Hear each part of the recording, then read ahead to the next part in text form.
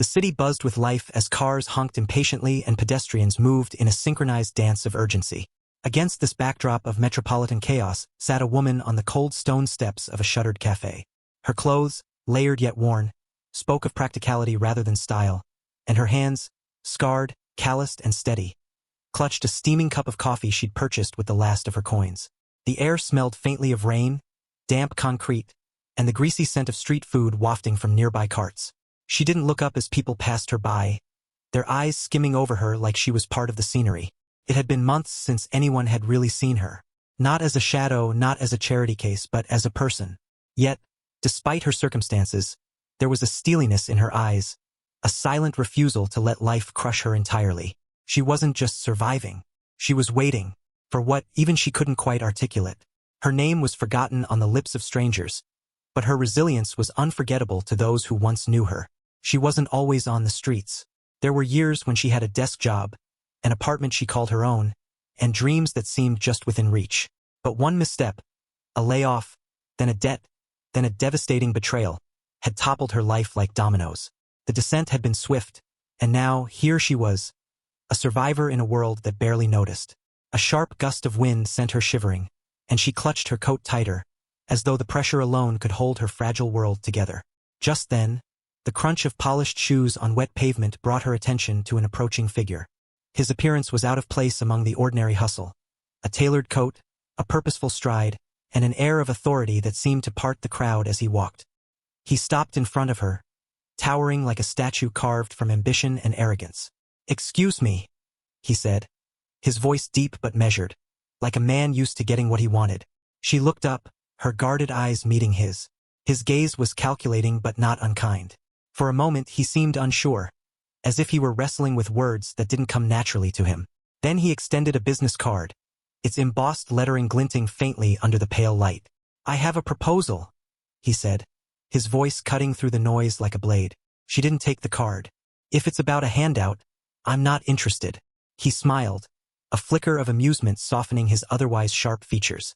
"Not a handout, a partnership." The word hung in the air, heavy with implication. "What kind of partnership?" she asked, her tone edged with skepticism. "That depends," he replied, his gaze unwavering. "Are you willing to take a risk?"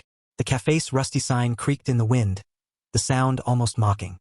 She could feel the pull of curiosity battling with caution inside her. Life had taught her to be wary of promises, especially ones that seemed too good to be true. And yet, something about this man, the way he carried himself, the way his eyes lingered as though he could see past her layers of hardship, made her hesitate. For the first time in a long while, it wasn't fear that coiled in her stomach but possibility. Her hand hovered over the card before finally taking it. "I'm listening," she said, the two words laced with a mix of defiance and hope. The man's lips curved into a small, satisfied smile. "Good, let's talk." The stage was set, and the stakes, though she didn't fully grasp them yet, were about to escalate beyond anything she could have imagined. The man's office was as pristine and imposing as he was, a high-rise fortress with floor-to-ceiling windows overlooking the city's skyline. The walls were lined with sleek shelves holding books that looked untouched, their spines unbroken, and awards gleaming under soft lighting. The air smelled faintly of leather and expensive cologne, as if the room itself exuded wealth. She sat across from him in a chair that was more comfortable than her bed had been in months. Her fingers ran nervously along the edge of the business card she still held. "So," she said, breaking the silence, "you said you had a proposal?" The man leaned forward, clasping his hands. "I'll get straight to the point. I need a wife." The words landed with the weight of a confession, though his tone was businesslike. She blinked, trying to gauge if this was some kind of joke. "I'm sorry, what?" "A wife," he repeated. "A marriage of convenience, if you will. It's a complicated situation, but I have my reasons." Her instincts screamed to run, but curiosity rooted her to the spot.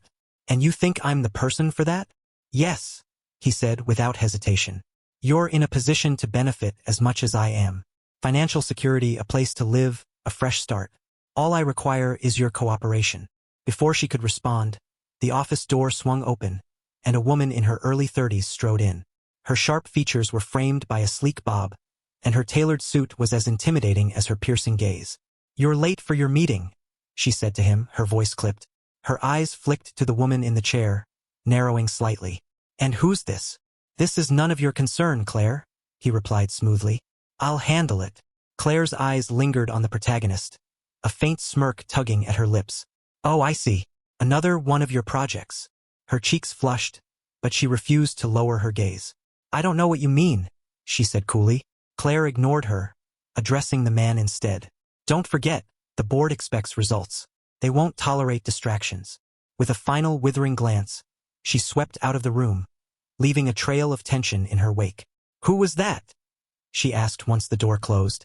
My assistant, he said, though the word felt inadequate. She's protective of her role in my life. Seems like she doesn't approve of this proposal, she said, her tone pointed. It doesn't matter, he replied. This is between you and me. But Claire's presence lingered, a complicating factor that was hard to ignore. She clearly had a stake in his life, and the hostility in her gaze suggested she wouldn't make things easy. You'll have time to think it over, he continued. I won't pressure you for an answer today. She rose to her feet, clutching the business card tightly.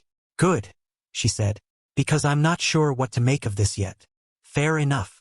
His calm demeanor didn't waver. But don't take too long. Time is a luxury neither of us can afford. Later that evening, she found herself replaying the encounter, trying to make sense of his offer. Who even did something like this? And why her? But beyond her doubts was a flicker of something else. The promise of stability, of a way out of her current situation. Her thoughts were interrupted by a knock on the door of the shelter where she'd been staying. When she opened it, Claire was standing there. Mind if I come in? She asked, her smile tight. Her heart sank. What do you want? I thought we should have a little chat. Woman to woman. Claire's tone was sweet, but her eyes betrayed her intent. Reluctantly, she stepped aside.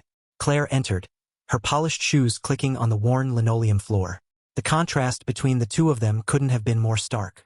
I'll cut to the chase, Claire said, her voice low. I don't know what he's told you, but you should know he has a way of underestimating people. If you think this arrangement is going to be easy, think again. She crossed her arms. I can handle myself. Claire's smirk deepened. Maybe, but don't say I didn't warn you. He's not an easy man to deal with. And if you think this little agreement will make you his equal, you're wrong. You'll always be. Her gaze flicked around the shabby room. The word stung, but she refused to let Claire see it. Thanks for the advice, she said flatly, opening the door. Now, if you'll excuse me, I have a lot to think about. As Claire walked out, the protagonist realized something. This wasn't just about him anymore. If she accepted his proposal, she wouldn't just be marrying a man. She'd be stepping into a world full of people like Claire. People who would test her resolve at every turn. And yet, as the door clicked shut behind Claire, she found herself thinking, maybe that's exactly what I need. A challenge to prove I'm stronger than they think. What do you think? Would you trust his offer? Or is Claire's warning justified? Share your thoughts below. The next morning, she found herself sitting in the cafe where it all began, staring at the card in her hand. His words echoed in her mind, but Claire's warning was louder. She wasn't a fool. Agreements like these came with strings, and those strings were often tangled in ways you couldn't see until you were caught in them. But then she thought about the bitter cold of last winter, the nights spent trying to keep warm on the streets, the gnawing hunger that felt like it might consume her. The promise of security was tempting, so tempting it scared her. Was she willing to trade her independence, fragile as it was, for a shot at something better? Before she could overthink herself into paralysis, the door chimed, and he walked in. His presence seemed to command the room, drawing the attention of every patron. He spotted her immediately and strode over, taking the seat across from her without asking. Have you made a decision? He asked, skipping the pleasantries. I have questions, she replied, her voice steady. He nodded, folding his hands on the table. Ask away. Why me? She asked. You could have anyone. Someone who fits your world, your status. Because you have nothing to lose, he said simply. And because you're not afraid of hard choices. That's what I need right now. His candor was disarming, but it didn't ease her doubts. And what happens when this arrangement ends? What do I get out of it? A lump sum large enough to rebuild your life, he said, his tone firm. And if you play your role well, my public image remains intact. She hesitated. And what happens if I say no? Nothing, he said with a shrug. I'll find someone else. But something tells me you won't. The challenge in his words stung, and she realized he was right. She couldn't walk away, not entirely. I need time, she said finally. You have until tomorrow, he said, rising from the table. That's when the clock runs out. That night, she returned to her shelter, where the other women huddled in their beds, whispering stories of lost dreams and survival. As she unpacked the events of the day in her mind, she realized something was missing: her journal. She always kept it close, hidden beneath the thin mattress. It wasn't much, just a battered notebook filled with sketches, bits of poetry, and snippets of her thoughts. It was the only thing she had left of her former self. Frantically, she searched every corner of the tiny space, her heart pounding. Just as she was about to give up, one of the women approached her, holding the notebook. Is this what you're looking for? The woman asked cautiously. Relief flooded her, but it was short-lived. She opened the journal and found several pages missing, torn out. What happened to it? She asked, her voice rising. The woman hesitated. A man came by earlier. He asked about you, and when I didn't give him much, he offered money for it. I didn't know it was so important. Her blood ran cold. What man? He didn't give his name, but he was tall, wearing a suit. The pieces clicked into place. He'd come looking for leverage, and now he had it. The missing pages were from a time in her life she had never shared with anyone. Things she had worked hard to bury. The next morning, she stormed into his office, the journal clutched tightly in her hand. He looked up from his desk, unfazed by her abrupt entrance. You had no right, she said, her voice trembling with anger. I assume you're referring to your journal, he replied calmly. Don't act like this is normal, she snapped. You invaded my privacy. He leaned back in his chair, regarding her with an unreadable expression. I needed to know if there was anything in your past that could complicate this arrangement. You could have asked, she said, her grip on the journal tightening. And you would have told me the truth? He countered. The question hung in the air, heavy with implication. He wasn't entirely wrong. There were things she might never have revealed. But the violation of trust cut deep.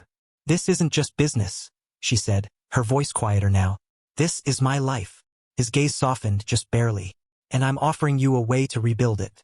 But I need assurance that this will work, without surprises. Her jaw clenched. The rational part of her understood his reasoning, but the emotional part of her screamed in protest. This was a man who clearly had no qualms about control, about digging into her past to secure his future. And yet, wasn't that what she needed? A way to face her past, even if it was painful? She stood there, torn between the urge to walk out and the temptation to stay. Accepting his proposal meant more than money and security. It meant relinquishing a part of herself, trusting someone who had already shown he could manipulate her as the silence stretched. He rose from his chair and walked to the window, his back to her. You're angry and I don't blame you, he said, his voice quieter now. But if you stay, I promise I'll respect your boundaries going forward. She laughed bitterly. You mean after you've already crossed them? He turned to face her, his expression uncharacteristically vulnerable. I don't do this often, let people in, and I don't expect you to trust me, not yet. But if you give me a chance, I'll make this worth it for both of us. Her chest tightened. His words, though calculated, carried a weight that felt sincere. For the first time, she saw a glimpse of something beyond the polished exterior. A man carrying burdens of his own. You want me to trust you? She asked, her voice trembling. Then prove it. Give me back the pages you took. He hesitated for a fraction of a second before nodding. I'll have them returned to you by tonight. It wasn't an apology, but it was a start. And as she left his office, her heart was a swirl of emotions. Anger, doubt, and an unsettling flicker of hope. Would you forgive him?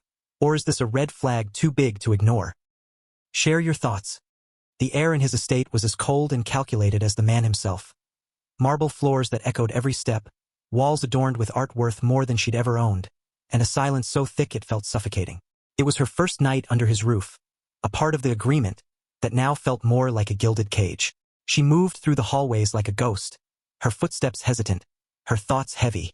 Dinner had been formal, stilted. He had introduced her to a few of his closest business allies, presenting her as his fiancée with the kind of charisma that could convince anyone of anything. She had played along, smiling when expected, answering politely, but her chest felt tight the entire time. Later that night, as she wandered the halls, her curiosity led her to a study tucked away in the far corner of the house. The door was ajar, and she hesitated only briefly before stepping inside. The room was cluttered, a stark contrast to the rest of the house. Papers were scattered across the desk, and a half-empty glass of scotch sat forgotten on the edge. But what caught her attention was a folder lying open, its contents partially spilled onto the floor. She knelt to gather the papers, her eyes catching familiar handwriting. Her heart stopped. It was hers, the missing pages from her journal. Her hands trembled as she picked them up, flipping through the pages. But these weren't just the pages he had taken. They were annotated, marked with notes and comments in his precise handwriting. Words like weakness, vulnerability, and leverage were scribbled in the margins. A wave of nausea rolled over her. This wasn't just an invasion of privacy. He had dissected her life, cataloging her pain like it was a tool to be used against her. She barely heard the sound of footsteps until he was standing in the doorway. "What are you doing in here?" he asked, his tone sharp but calm. She rose slowly, clutching the papers to her chest. "You lied to me," she said, her voice trembling. "You said you'd return these. And I will," he said, stepping into the room. "But I needed to understand you first, to know what I was working with." "Working with?" she repeated, her voice rising. "I'm not some project or pawn in your game. I trusted you." He sighed, rubbing the back of his neck. "I never asked for your trust. This is business, and I did what I had to do to protect myself." "Protect yourself?" she snapped. "From what? Me? I've already lost everything." His expression hardened. "And that's why you're here, because you have nothing left to lose. You can be angry if you want, but the truth is, I'm offering you a way out." She shook her head, backing toward the door. "No, what you're offering is control. Over me, over my life. And I won't be a part of it." She didn't remember storming out of the study, only the cold night air hitting her as she stepped outside. Her breaths came in sharp bursts as she tried to calm the storm raging inside her. The world felt impossibly large and uncaring as she stood at the edge of his sprawling estate, clutching the journal pages like a lifeline. She could leave now, walk away, and never look back. But where would she go? Back to the shelter? Back to the streets? Her mind churned with questions, but one thought rose above the chaos. She couldn't let him win. The next morning, she returned to the estate, her resolve steeled. She found him in the dining room, casually sipping coffee as though nothing had happened. "You're back," he said, his tone neutral. She placed the journal pages on the table in front of him, her gaze unwavering. "I'll stay, but on my terms." His eyebrow lifted, and for the first time, she thought she saw a flicker of respect in his expression. "Go on. First, I want everything you've taken from me. My journal, my privacy, my dignity restored. Second, I want full transparency. No more secrets, no more games. If I'm going to do this, I need to know the truth about why you need me." He leaned back in his chair, studying her like a chess piece he hadn't anticipated. "Agreed," he said finally. "And third," she continued, her voice firm, "I want to be more than just a placeholder in your life. If this is going to work, you need to treat me as your equal, not your asset." He smiled faintly, though it didn't reach his eyes. "You drive a hard bargain." "I've had to," she said, meeting his gaze. For a moment, neither of them spoke. Then he stood, extending a hand. "All right, let's see if you're as strong as you think you are." She took his hand, sealing the deal. But as their fingers touched, a shiver ran down her spine. This wasn't the end of the battle. It was only the beginning.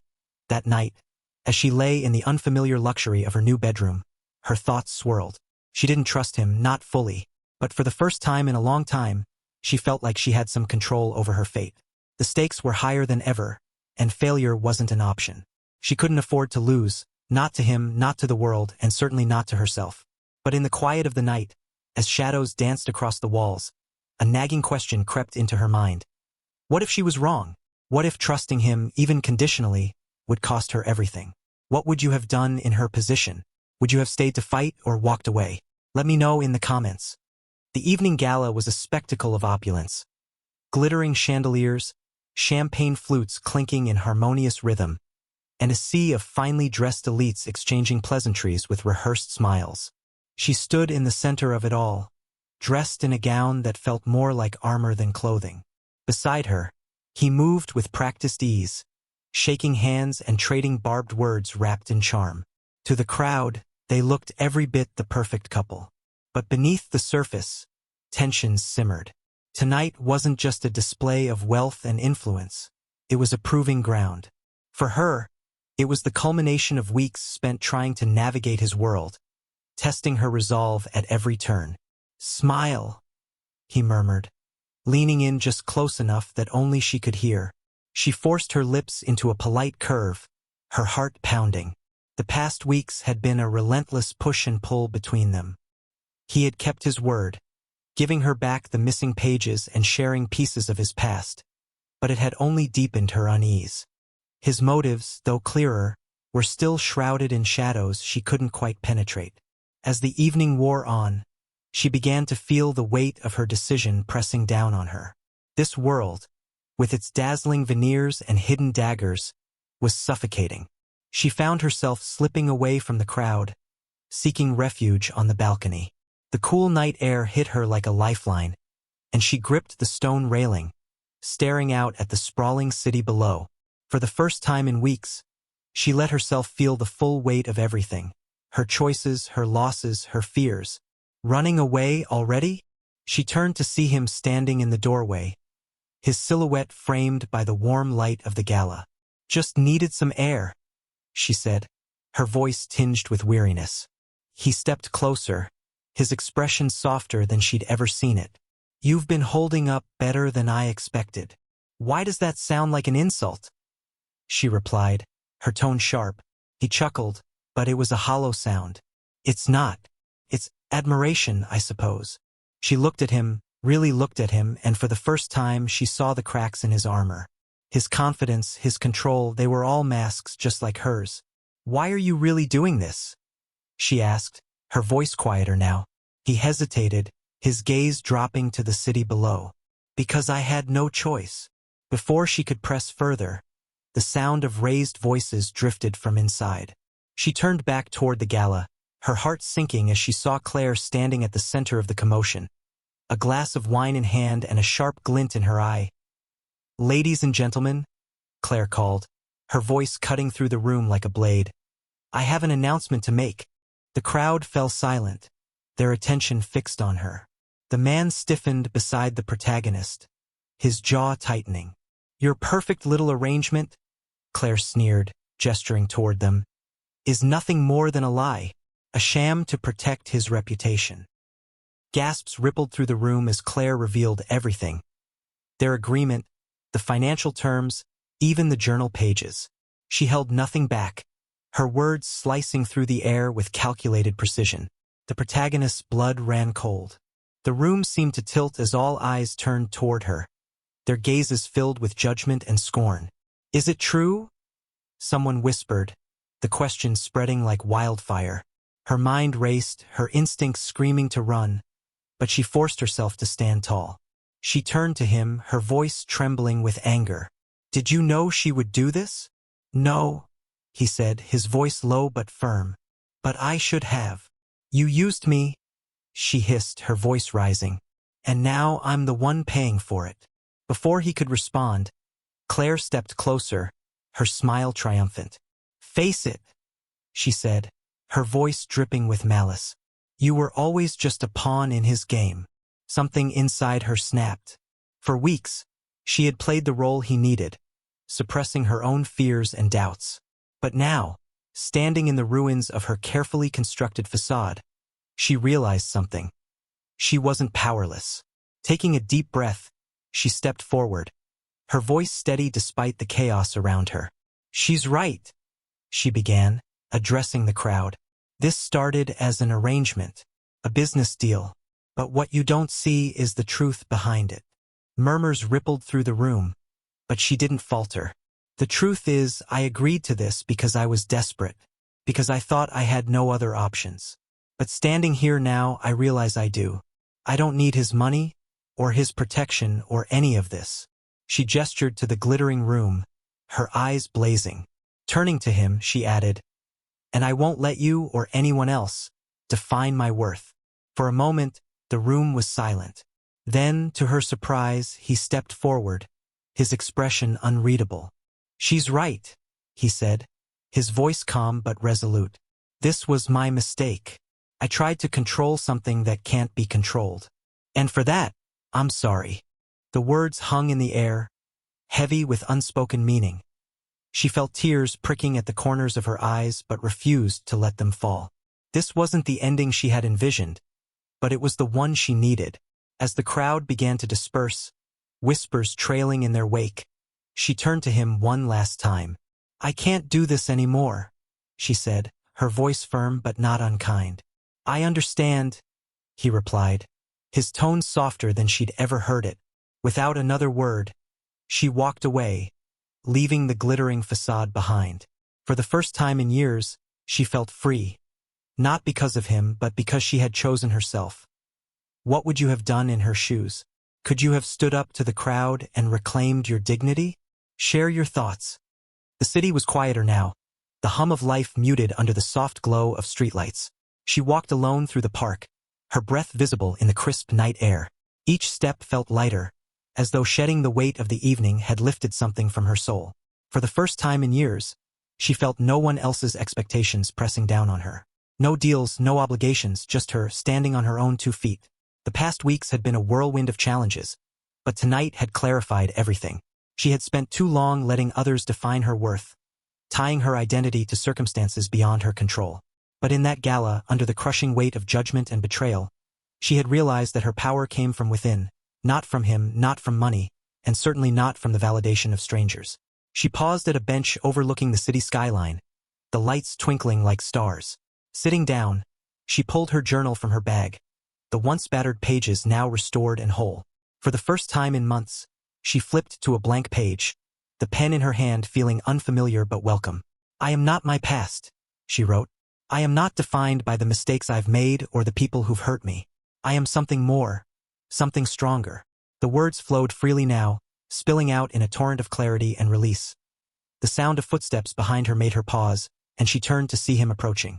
His expression was uncharacteristically soft, his usual air of control replaced by something raw and human. I thought I'd find you here, he said, stopping a few feet away. She closed the journal but didn't move to leave. Why are you here? I wanted to make sure you were okay, he said, his hands in his pockets. After everything, she studied him for a long moment, searching for traces of the man who had betrayed her trust. But instead, she saw someone who was just as lost as she had been. A man trying to fix his broken pieces the only way he knew how. I don't need your protection, she said softly but firmly. I know, he replied, but I wanted you to know. I'm sorry. For everything. I never meant to hurt you. The apology hung in the air, and for the first time it felt real. She nodded, the weight of resentment easing slightly. I believe you, but that doesn't change what happened. No, it doesn't, he admitted. But I hope you find what you're looking for. She gave him a small smile, one filled with gratitude and finality. I already have. With that, he turned and walked away, disappearing into the night as she sat there. Staring out at the city, she felt an unfamiliar warmth spreading through her chest. It wasn't the kind of closure that came from someone else. It was the kind she had found within herself. Life wouldn't be easy from here, but it was hers to shape. She had faced her fears, reclaimed her voice, and taken the first steps toward a future built on her own terms. She opened her journal again, her pen hovering over the page before writing. Sometimes, we lose everything to find ourselves. With a deep breath, she closed the book and rose to her feet. The night stretched before her, full of uncertainty but also full of possibility. And this time she was ready to embrace it. What did you think of her journey? Do you believe she made the right choice? Let me know below.